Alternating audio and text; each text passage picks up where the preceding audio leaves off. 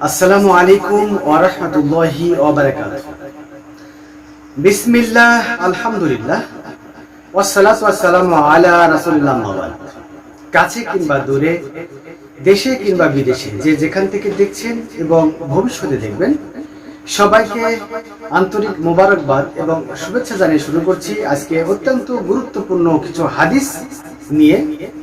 মুহররমের যে সিয়াম, মুহররমের যে সিয়াম, এই সিয়ামটা নিয়ে গুরুত্বপূর্ণ কিছু হাদিস আজকে আমি আপনাদেরকে শোনাবো, যার মাধ্যমে প্রমাণ হয় যে রাসূল সাল্লাল্লাহু আলাইহি সাল্লাম এই মুহররমের 10 তারিখে সিয়াম পালন করেছেন। যদি ভালো লাগে অবশ্যই চ্যানেলটিকে সাবস্ক্রাইব করবেন, লাইক, কমেন্ট এবং শেয়ার করে অন্যদেরকে জানার সুযোগ করে দিবেন। তাহলে চলুন আমরা হাদিসগুলো জানার চেষ্টা করি। তো আজকে আমার আলোচনার বিষয় যে মুহররমের সিয়াম।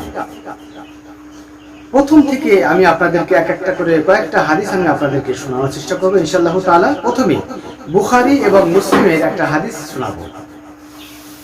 হযরত আব্দুল্লাহ ইবনে আব্বাস রাদিয়াল্লাহু তাআলা আনহু হতে বর্ণিত, তিনি বলেন, রাসূলুল্লাহ সাল্লাল্লাহু আলাইহি সাল্লাম যখন মদিনায় হিজরত করলেন, হিজরত করে যাওয়ার পর তিনি দেখলেন যে সেখানকার মানুষেরা, ইহুদি যারা রয়েছে, এই ইহুদিরা 10 মুহররম সিয়াম পালন করছে।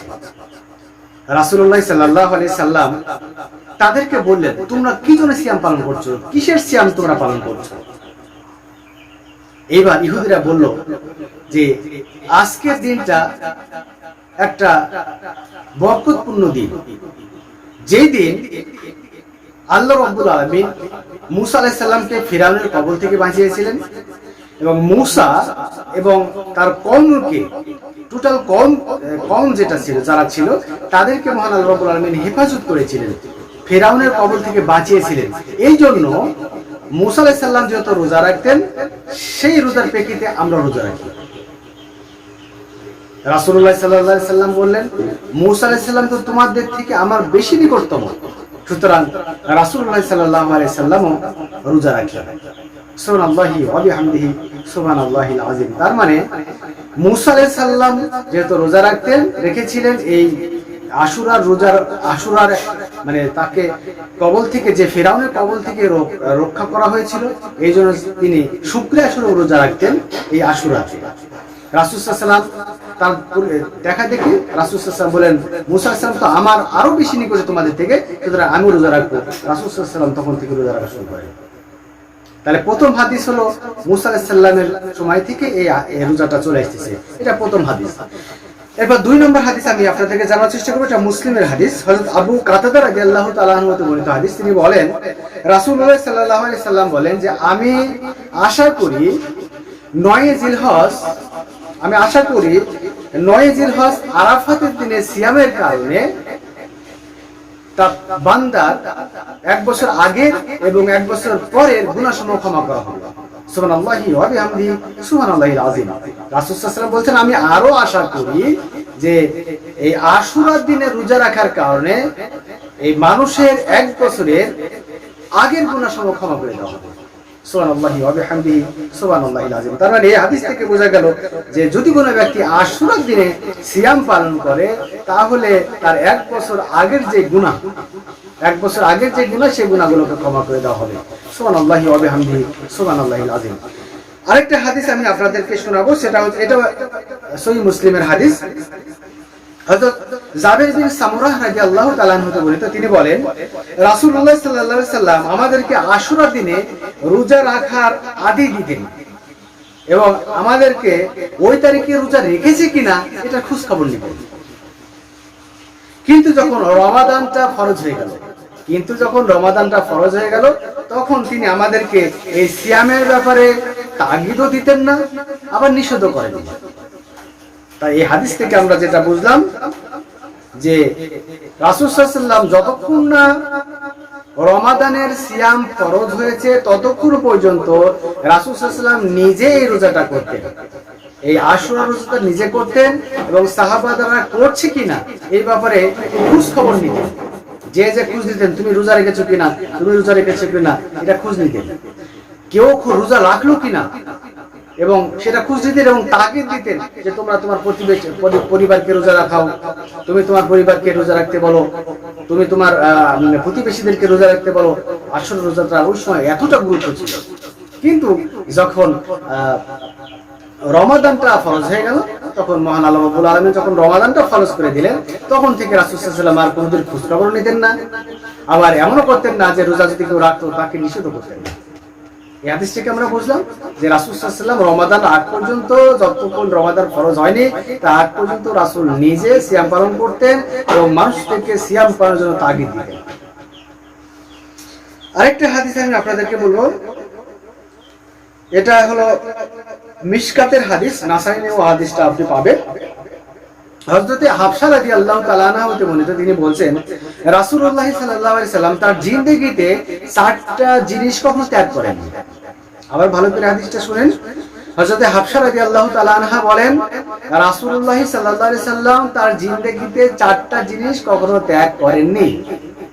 এর মধ্যে প্রথম যে জিনিসটা সেটা হলো যে আশুরার রোজা রাসূল সাল্লাল্লাহু আলাইহি ওয়াসাল্লাম তার জিন্দেগিতে কখনো ত্যাগ করেন। সুবহানাল্লাহি ওয়া বিহামদিহি সুবহানাল্লাহিল আযীম। তাহলে 1 নম্বর হচ্ছে আশুরার রোজা। 2 নম্বর হচ্ছে জিলহজ মাসের প্রথম 9টি রোজা, 1 থেকে 9 তারিখ পর্যন্ত যে সিয়াম বা রোজা, এই রোজাটা রাসূল সাল্লাল্লাহু আলাইহি ওয়াসাল্লাম তার জিন্দেগিতে কখনো ত্যাগ করেননি।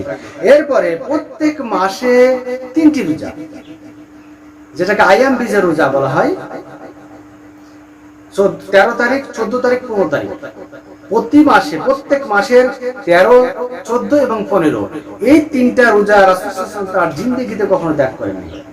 আরেকটা জিনিস 4 নাম্বার, সেটা হলো রাসূলুল্লাহ সাল্লাল্লাহু আলাইহি সাল্লাম তার জিন্দেগিতে যতদিন তিনি বেঁচে ছিলেন ততদিন পর্যন্ত ফজরের 2 রাকাত সুন্নাত সালাত কোনদিন ত্যাগ করেননি।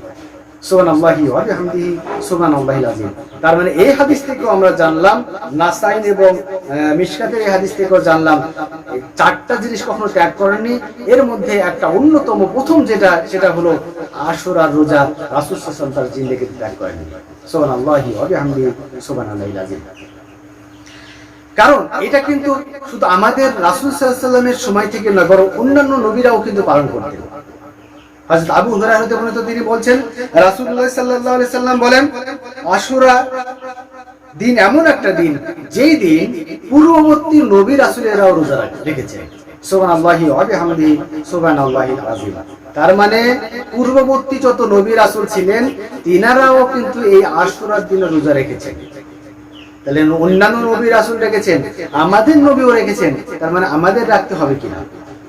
অবশ্যই আমাদেরকে এই আশুরার দিনে 10 মুহররম আমাদেরকে রোজা রাখতে হবে। এখন কথা হলো আমরা কি একটা রোজা রাখবো নাকি 2টা রোজা রাখবো? এটা অত্যন্ত গুরুত্বপূর্ণ হাদিস, গুরুত্বপূর্ণ বিষয় যে একটা রোজা রাখবো নাকি 2টা। চলুন আমরা হাদিস থেকে জানার চেষ্টা করি। হাদিসটা পাবেন আপনি মুসলিম। হযরত আব্দুল্লাহ ইবনে আব্বাস রাদিয়াল্লাহু তাআলা আনহু থেকে বর্ণিত, তিনি বলেন রাসূলুল্লাহ সাল্লাল্লাহু আলাইহি সাল্লাম যখন আশুরা আসতো সাহাবাদেরকে বলতেন তোমরা রোজা রাখো, তাকিদ দিতেন। রোজা যখন সাহাবারা রাখা শুরু করলেন, একজন সাহাবা জিজ্ঞাসা করলেন ইয়া রাসূলুল্লাহ আমরাও রোজা রাখতেছি, আবার ইহুদি খ্রিস্টান যারা আছে তারাও রোজা রাখতেছে, 10 মুহররমে আমরাও সিয়াম পালন করতেছি, ইহুদি খ্রিস্টান নাসারা যারা আছে তারাও সিয়াম পালন করতেছে, তাহলে তো তাদের সমকক্ষ আমাদের হয়ে যাচ্ছে। তারাও রোজা রাখছে 10 মুহররমে, আমরাও 10 মুহররমে রোজা রাখছি, তাহলে তো তাদের সমকক্ষ বা সমান সমান হয়ে গেল। এবার রাসূলুল্লাহ সাল্লাল্লাহু আলাইহি সাল্লাম বললেন আগামী বছর যদি আমি বেঁচে থাকি, তাহলে আগামী বছর যদি আমরা বেঁচে থাকি আমি, তাহলে এই 10 মুহররমের আগের দিন অর্থাৎ 9 মুহররম আমি রোজা রাখব। সুবহানাল্লাহি ওয়া বিহামদিহি সুবহানাল্লাহিল আযীম। তখন এর পরবর্তীতে রাসূল সাল্লাল্লাহু আলাইহি ওয়াসাল্লাম আর জীবন দশা বেঁচে ছিলেন না। তো রাসূল যেহেতু বলেছিলেন যে পরবর্তী আগের বছরে একটা আগের দিনটাও তো রোজা রাখবেন, এখন যেহেতু রাসূল নাই, রাসূল বলে গেছেন যেহেতু জীবিত থাকেন তাহলে রাখবেন, এখন রাসূল জীবিত আর ছিলেন না, এজন্য আমাদের উপর এটা হুকুম এসে গেছে যে শুধু একটা দিন রোজা রাখলে হবে না, 10 মুহররম শুধু রোজা রাখলে হবে না, 10 মুহররমের আগের দিন 9 মুহররম রাখতে হবে, অথবা যদি কেউ 9 মুহররম রাখতে না পারে তাহলে 10 মুহররমের সাথে 11 মুহররম অর্থাৎ 2টা রোজা করতে হবে। আশুরার 2টা রোজা রাখতে হবে, নইলে এটা ইহুদি খ্রিস্টানদের সামঞ্জস্যপূর্ণ হয়ে যাবে বা তাদের সমকক্ষ হয়ে যাবে। এই জন্য রাসূল সাল্লাল্লাহু আলাইহি ওয়াসাল্লাম একটা রোজা রাখতে নিষেধ করেছেন।